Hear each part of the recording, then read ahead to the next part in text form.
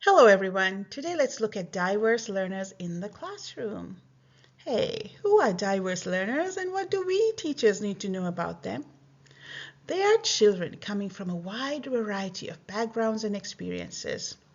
That's probably your whole class, right?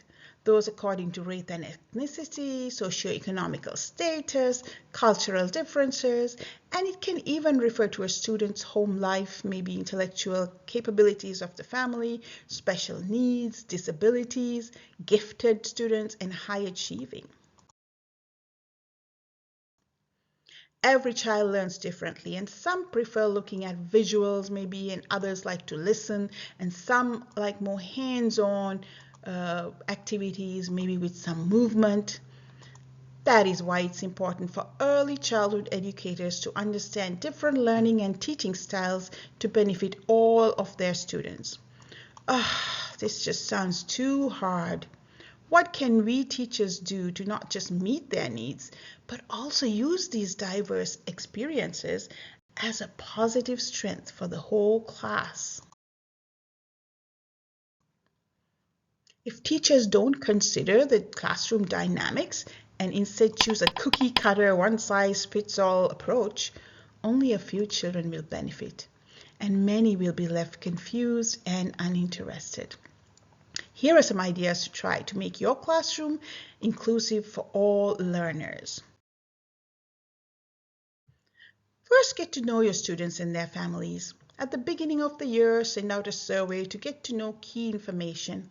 Encourage families to volunteer, share a tradition, and every time they come to drop off or pick up their child, speak to them, get to know them, and build a relationship with them. This is really important.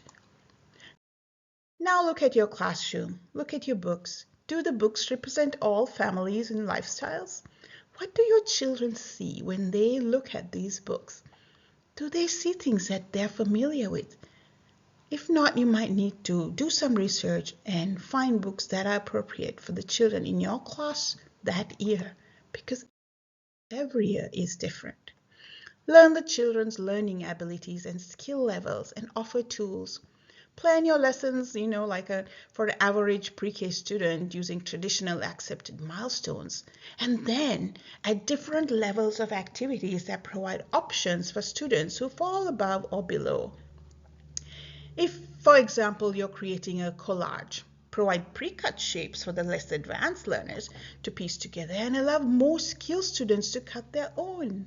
Provide chubby crayons for children who need extra help in developing their fine motor skills, and use materials such as thin colored pencils, crayons, or markers for children with more advanced dexterity. And sometimes children need visuals to truly understand the rules and instructions that you give them. Sometimes you might need to make one of these charts for one particular child and help that child to be successful as well. If varied languages are represented, try to use them in some way with songs, maybe a few words that the whole class can learn. And choice, choice, choice. Make sure every activity has options for children to choose from. This empowers children and motivates them to try. Create tiered lessons that easily adjust to fit diverse learners. Consider the children when you prepare your classroom environment, even before they step into the classroom. Is it accessible to all? Are varied interests met and curiosity tingled? Is there material to help different skill levels? For example, you might allow physical or kinestical learners to move around, social learners to interact more with you or their peers, and visual learners to use posters and pictures to learn. Every little intentional change we make while considering every child in the classroom will impact them in a unique, positive way and keep them engaged and excited to learn.